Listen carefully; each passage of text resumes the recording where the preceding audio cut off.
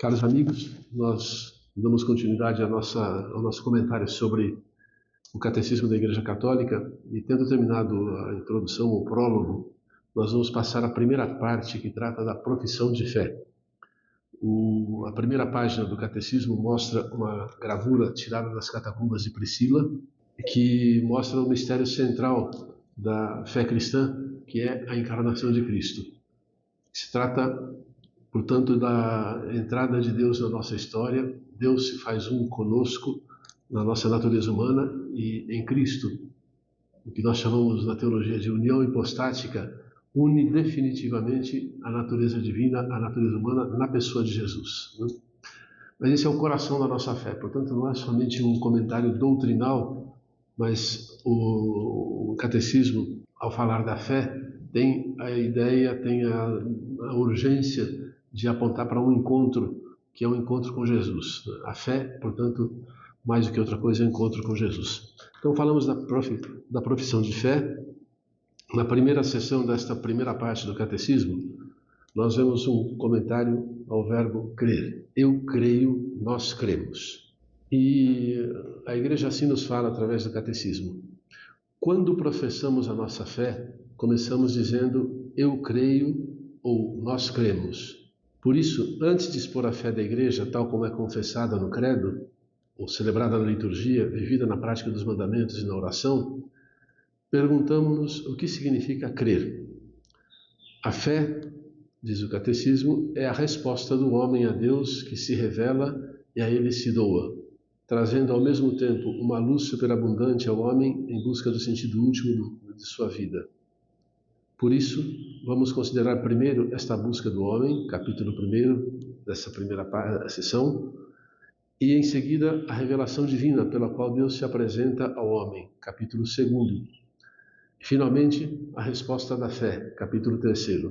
Só gostaria de antecipar um pequeno esclarecimento que pode nos ajudar quando nós falamos de fé. A palavra fé indica para nós luz, não obscuridade. Um coração que recebe, que acolhe a fé cristã, ele recebe aquele que é a luz do mundo, Jesus. E a fé ilumina a sua existência com o sentido que nos dá, que ilumina a existência com a compreensão das coisas últimas, das coisas mais profundas da existência humana, e nos permite conhecer a Deus, a humanidade e o mundo, tal como saíram das mãos de Deus e tal como estão agora. Portanto, a fé é uma luz que é como que a posse antecipada das coisas que se esperam. Nós ganhamos o conhecimento das coisas que se esperam, ou seja, das coisas últimas, daquilo que há de vir, do reino que há de vir. Nós conhecemos Jesus, que já subiu aos céus e está sentado à direita do Pai, e iremos participar com Ele dessa glória, se assim nos empenharmos para viver a fé. Uma outra palavra que indica o conteúdo da fé, segundo a carta aos Hebreus, é a substância dos bens futuros, a certeza de que os bens futuros são destinados a nós e que são saboreados agora no tempo, já pregustados, para usar uma expressão antiga, pregustados, prelibados no tempo. A palavra tem raízes a palavra crer tem raízes indo-europeias, quer dizer, das línguas mais antigas da região indo-europeia, da Índia, da Europa, e essas línguas indo-europeias estão na base da língua latina, da língua grega e de várias línguas faladas na Europa, no continente indiano, no continente asiático, na Índia, e também nas línguas faladas no nosso continente americano pelos que vieram depois dos povos originários. Essas duas raízes são kerd, uma palavra antiga que deu cordis, coração, em latim. Kerd indica coração. E depois de, que significa colocar. Então, a palavra fé, ou crer, significa colocar no coração. Em hebraico, a palavra que é empregada para falar da fé é emun, ou emuná. Significa ter certeza ou ter estabilidade no nosso modo de existir. Em grego, a palavra é pistis, que tem a mesma raiz de epistemologia, que significa conhecer, né? E crer. A palavra pistis é um substantivo, pisteu é o verbo e pistos um adjetivo. Estão ligadas à ideia de acreditar, de dar crédito a algo que nos é dado. Essa palavra tem o seu correspondente latino também, em fides, fidelidade, que significa confiança, mas ao mesmo tempo aquela credibilidade de uma pessoa que é fiel, que não só crê, mas também é capaz de gerar confiança nos outros, né? Então é muito bonito ver que essas várias raízes da palavra crer ou fé estão ligadas não só a um conhecimento intelectual, mas também a uma relação com o objeto da fé, que no caso, o primeiro objeto da nossa fé é o próprio Deus e, portanto, com ele nós entramos numa relação que exige confiança. Deus nos quer para ele e ele quer a nossa confiança, que é uma confiança do coração e, portanto, amorosa. Mas voltemos ao texto do Catecismo. Nessa primeira sessão, depois de ter mencionado essa expressão do verbo crer, nós temos o capítulo 1, que diz que o homem é capaz de Deus. Então nós somos capazes de conhecer a Deus. Porque com a nossa criação foi inscrito em nós um desejo de buscar a Deus, o desejo de Deus. Diz o texto no número 27, o desejo de Deus está inscrito no coração do homem, já que o homem é criado por Deus e para Deus. Não só criado por Deus, não só Deus é a nossa fonte, mas é criado para Deus. Deus é o nosso fim último, é o nosso objetivo final, né? É a nossa meta.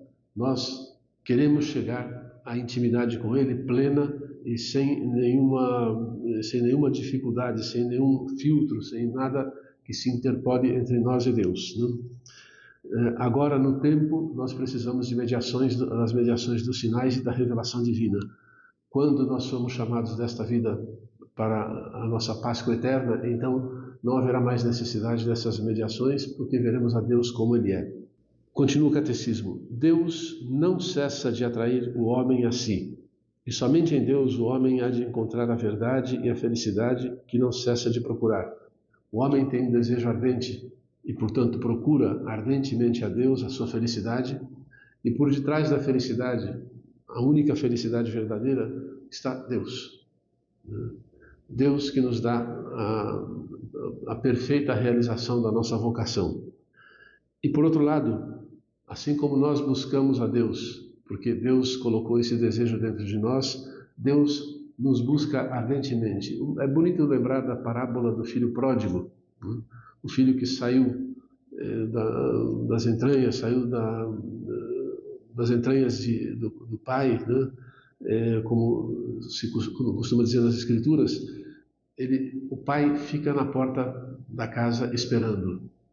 Aquele filho que depois o abandona, que prodigaliza os seus bens, que perde todos os seus bens, e aquele pai rico em misericórdia fica esperando o filho que um dia ele quer que volte. Então, essa relação entre a capacidade de conhecer a Deus, de estar com Deus, e a abertura de Deus, quer dizer, que nos cria para Ele mesmo, nos dá a ideia do que significa a fé para um cristão. Não é somente um ato intelectual de conhecimento, embora contenha isso também, mas é uma relação de amor entre Deus, que é nosso Pai, nosso Criador, nós que somos criaturas e nos tornamos filhos. O aspecto mais sublime da dignidade humana, diz a Gaudium et Spes, está nessa vocação do homem à comunhão com Deus. Este convite que Deus dirige ao homem de dialogar com Ele começa com a existência humana, pois se o homem existe é porque Deus o criou por amor e por amor não cessa de dar-lhe o ser. E o homem só vive plenamente, segundo a verdade, se reconhecer livremente esse amor e se entregar ao seu Criador. Aqui há várias coisas bonitas condensadas, né? A nossa fé é maravilhosa, é fascinante, né? O aspecto mais sublime da dignidade humana está na vocação do homem à comunhão com Deus. O homem é uma criatura limitada, mas tem uma vocação a estar em comunhão com aquele que é o infinito, com aquele que é tudo, né? O homem que pode pouco tem relação com aquele que é onipotente. O homem, enfim, que nasceu em circunstâncias históricas limitadas é destinado à eternidade, à coeternidade com Deus, né? Que mais? Este convite de Deus, que Deus dirige ao homem, de dialogar com ele, começa com a existência humana. O homem nasceu com o desejo de dialogar com Deus, com o desejo de falar com Deus. De fato, a única criatura que o poder criador de Deus colocou no mundo com capacidade de se dirigir a Deus usando um tu, ou vós, se queremos ser mais solenes, mas um tu, de uma relação interpessoal, a única criatura capaz de se relacionar com Deus assim é a criatura humana. E, portanto, meus amigos, dizia um bispo, brincando, do angélico, quem não reza vira bicho, né? Os bichos não são capazes de conversar com Deus como nós, mas, vamos dizer assim, cumprem plenamente a sua vocação sendo o que são. Nós que temos a capacidade de interagir com Deus, interagir numa interação interpessoal, se não vivemos essa interação, se não interagimos com Deus, não cumprimos plenamente a nossa vocação. Não chegamos à meta para a qual fomos criados e colocados nesse mundo, que é obter a nossa salvação e santificação e dar glória a Deus, né? E glorificar a Deus, que é nosso Criador. O que mais diz esse trecho do número 27? Se o homem existe, é porque Deus o criou por amor, e por amor não cessa de dar-lhe o ser. Aqui é o conceito de providência que está em jogo. Deus nos criou, é Criador. E Ele continua a governar o mundo com a sua sabedoria infinita, e governando o mundo Ele nos sustenta na existência. Então é um Deus providente que governa o mundo, que governa a história e nos sustenta permanentemente na existência. Se Deus tira a sua mão, né, da nossa existência, nós deixamos de existir. Então, nós estamos ontologicamente relacionados com Deus porque o nosso ser depende da infinita bondade, sabedoria e da infinita providência de Deus que governa o mundo com amor. Diz ainda o Catecismo: o homem só vive plenamente segundo a verdade. Se o homem existe é porque Deus o criou por amor, e por amor não cessa de dar-lhe o ser. E o homem só vive plenamente segundo a verdade se reconhecer livremente esse amor e se entregar ao seu Criador. Então, o fato de existir e de continuar na existência pelas mãos de Deus, de um Deus onipotente, Criador, de um Deus providente, implica que o homem só pode ser feliz se ele reconhecer livremente o amor de Deus que está nesse ato criador, no ato providente de governar o mundo e a história, né, e de manter na existência todas as coisas. Somente reconhecendo isso, um amor livre, né, é que nós somos capazes de ser felizes. E somente com a entrega total a esse Deus Criador é que nós somos capazes de cumprir plenamente a nossa vocação. Número 28 do Catecismo diz assim: em sua história e até os dias de hoje, os homens têm expressado de múltiplas maneiras a sua busca de Deus por meio de suas crenças e de seus comportamentos religiosos. Aqui isso inclui orações, sacrifícios, cultos, meditações, etc. Apesar das ambiguidades que podem comportar, estas formas de expressão são tão universais que o homem pode ser chamado de um ser religioso. É interessante porque o que se diz aqui é que ao longo de toda a história sempre houve manifestação dessa natureza religiosa do ser humano, né? De muitas maneiras e com muitas expressões de crença, os homens se dirigiram a seres, vamos dizer assim, transcendentes, né? Procuraram um destino transcendente.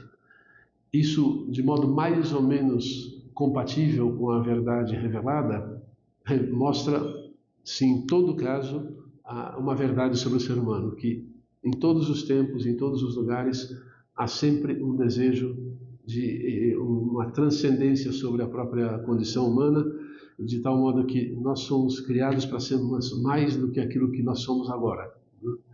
E esse desejo de transcendência, manifesto em cultos, orações, repito, independentemente da compatibilidade deles com a revelação cristã, mostram uma grande verdade, que o homem é um ser religioso. E o homem é um ser religioso. Que a religiosidade, que a busca daquilo que é transcendente, faz parte da existência humana. O homem não seria homem se não fosse alguém que busca a transcendência, que busca transcender os seus próprios limites, ir ao encontro daquele que pode dar razão de ser a sua existência. Por isso o Catecismo diz: apesar das ambiguidades que podem comportar, estas formas de expressão são tão universais que o homem pode ser chamado de um ser religioso. De um só homem, continua o Catecismo, Deus fez toda a raça humana para habitar sobre a face da terra, fixando os tempos anteriormente determinados e os limites do seu habitat. Tudo isso para que procurassem a divindade e, mesmo se as apalpa delas, se esforçassem por encontrá-la, embora ele não esteja longe de cada um de nós, pois nele vivemos, nos movemos e existimos. No texto dos Atos dos Apóstolos que o Catecismo reporta, no capítulo 17, versículos 23 a 28. Então Deus nos criou para Ele, Deus nos criou e nele vivemos, nos movemos e existimos. E nós somos chamados a buscar a felicidade que se encontra precisamente em Deus.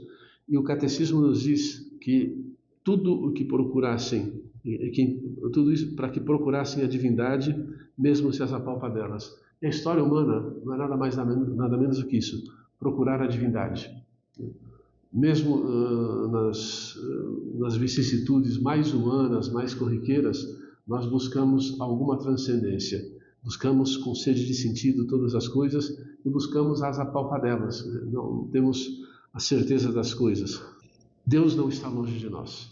E Ele continua como que a cutucar a nossa consciência, a nossa inteligência, o nosso intelecto, o nosso coração, para que nós o busquemos.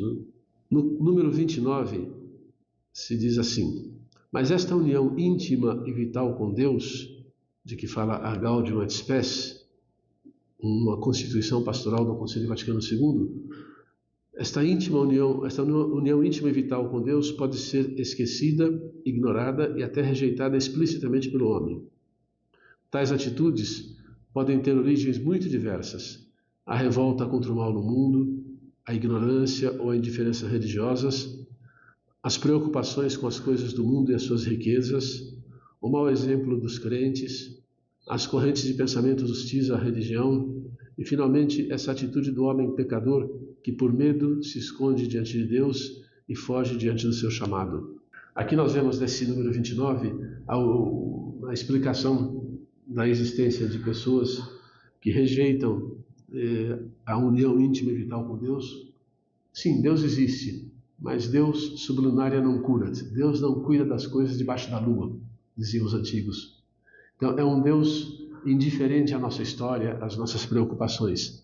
Então isso gera a postura do deísmo. Deus existe, mas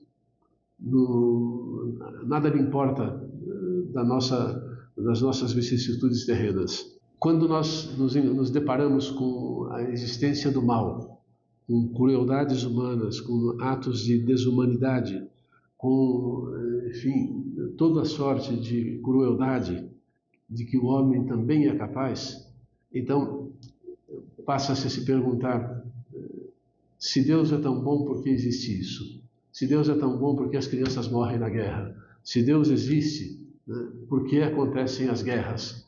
Se Deus é o Deus da paz, por que isso? E por que aquilo? Então, essas perguntas trazem algumas revoltas ao coração se nós não temos o coração iluminado pela luz da fé.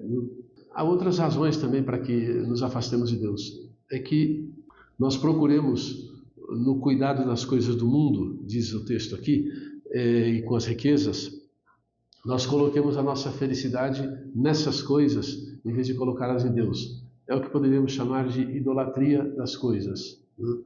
No lugar de Deus, eu ponho outras metas e procuro me contentar com os prazeres que essas coisas me dão antes de me dedicar à busca da alegria que só Deus pode dar. Então, como o chamado da felicidade, e portanto também do prazer da vida é forte e intenso na nossa existência, ao fazer confusão, uma confusão que é fruto, consequência do pecado original, entre a beleza, a alegria e o prazer de estar em Deus e os simples prazeres mundanos que comportam alguma satisfação aos sentidos, nós nos afastamos de Deus. O mau exemplo dos crentes é muito fácil que, vendo o mau comportamento de homens e mulheres que professam a fé, e a fé correta, vendo um comportamento inadequado e não harmônico com as convicções dessas pessoas, resolvam abandonar tudo. Mas se é assim, por converso, o testemunho de fé de pessoas que creem realmente, com uma existência coerente com a própria fé e com a caridade que vem de Deus, pode transformar a vida das pessoas. Então, o exemplo dos crentes pode ser ocasião de perda ou de reencontro da fé. Uma outra coisa que pode influenciar muito é o desenvolvimento de correntes de pensamento hostis à religião, considerada por uns como ópio do povo, por outros como pura ilusão e falsidade, e, enfim, como meios para explorar ou desfrutar da boa fé das pessoas. E é possível que isso exista, né? É possível. Isso pode influenciar muito na adesão ou no esvaziamento da fé e das pessoas em relação à religião, né? Finalmente, o pecado, né? Essa atitude do homem pecador que, por medo, se esconde diante de Deus e foge diante do seu chamado. Deus nos chama a estar próximos dele e isso às vezes pode nos custar, né? Deus nos chama a estar no seu caminho, a viver segundo a sua palavra, e quando eu fujo de Deus, eu fujo dessa vocação, eu preciso buscar outras coisas que me deem a felicidade que eu iria buscar em Deus. Então, esconder-se diante de Deus, como fez Adão depois do pecado, e fugir diante do seu chamado, nos dá uma sensação de frustração existencial muito profunda, né? E isso pode nos levar ao abandono da fé. Número 30 do Catecismo diz assim: alegre-se o coração dos que buscam o Senhor. É um versículo do Salmo 105, versículo 3. Aqueles que buscam o Senhor encontram já na busca uma alegria profunda. Se o homem pode esquecer ou rejeitar Deus, este de sua parte não cessa de chamar todo homem a procurá-lo para que viva e encontre a felicidade. E é bonito ver que quando nós começamos a buscar a Deus de todo o coração, com todas as nossas forças, o coração já foi iluminado, já começou a ser iluminado, né? É muito bonito ver que a luz da fé começa já a nos atrair como a estrela de Belém atraiu os magos do Oriente, que buscavam conhecimento pelas ciências humanas, pelo que eles conheciam de ciências humanas, mas encontraram na fé o Redentor do mundo. O Catecismo ainda diz assim: esta busca exige do homem todo o esforço de sua inteligência, a retidão de sua vontade, um coração reto, e também o testemunho dos outros que o ensinam a procurar a Deus. Exige esforço da inteligência. O caminho da fé não é um caminho de conhecimento de Deus, não é um caminho puramente intelectual. Mas nós somos criaturas racionais, né? Participamos do lume divino da inteligência e do intelecto, e, portanto, a inteligência exerce um papel fundamental, né, na busca do conhecimento de Deus, que vai ser abraçado como bem supremo e, portanto, como meta, como alvo do nosso amor profundo e, portanto, que dá sentido à nossa existência, né? Então, voltamos ao texto aqui. Essa busca exige do homem todo o esforço de sua inteligência. Há um caminho intelectual a ser percorrido.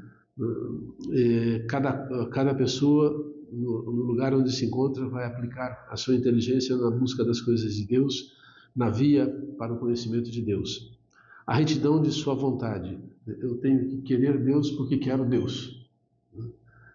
Não por um outro objetivo qualquer, não como um meio para conseguir outro fim. Eu busco Deus porque Ele é o sumo bem, Ele é a beleza, Ele é a felicidade, é Ele a razão do meu ser, da minha existência e da minha permanência na existência. Ter um coração reto é ter um coração orientado para Deus. Um coração simples, descomplicado. Na versão latina do Salmo que a igreja recita na oração da noite, na segunda-feira, há um versículo que diz assim: Fac simplex cor meum ut time et lamentum. A tradução brasileira não foi muito literal, mas ele quereria dizer o seguinte: tornai simples o meu coração para que eu tema o vosso nome. O temor é o outro lado do amor. O temor de Deus não é medo. É aquela veneração, aquele respeito que é devida pela criatura ao Criador. Mas tornai simples o meu coração. Os padres da igreja diziam que na multiplicidade está o pecado. Nós podemos pensar ainda numa outra palavra que se opõe à simplicidade, que é a duplicidade. A duplicidade de coração leva o homem ao pecado. A simplicidade de coração leva à retidão da vontade. E, portanto, nós precisamos ter um coração reto para conhecer a Deus. E também é muito importante nesse caminho da busca do conhecimento de Deus, do encontro com Deus, não só o esforço da inteligência, a retidão da vontade, o coração reto da nossa parte, mas também pode ser de grande auxílio o testemunho das pessoas que ensinam a procurar a Deus.